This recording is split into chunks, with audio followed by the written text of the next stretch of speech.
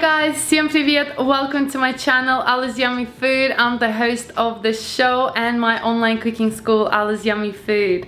I'm so excited to have you here today, and I will be showing you how to make these delicious fish and healthy cutlets. In Russian they're called рыбные котлетки. They're really delicious. I love them so much and I know you'll love them as well. Super easy to make, and now let's get started. First thing we're going to do, we're going to make our cutlets. So into your food processor, go ahead and add your chopped onion and garlic cloves. And then add 1 egg. And we're going to blitz this together until it's nice and smooth and turns into a puree just like that. Then go ahead and add your chopped fish. I'm using smoked fish.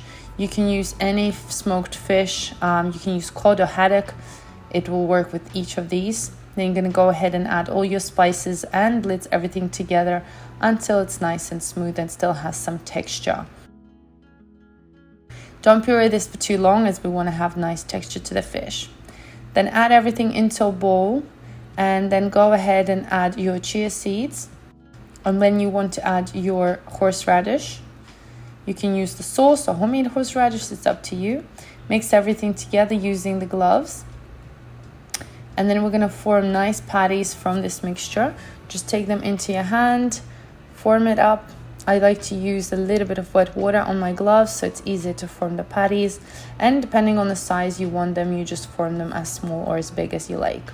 You're then going to dip each patty into oat bran, or you can just blitz some oats and then and put them in there as well.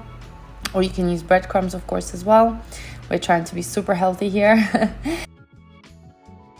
Then add all your patties onto a baking tray, and we're going to bake these until they're done. Now once they're done, they're going to look like this, absolutely gorgeous and yummy.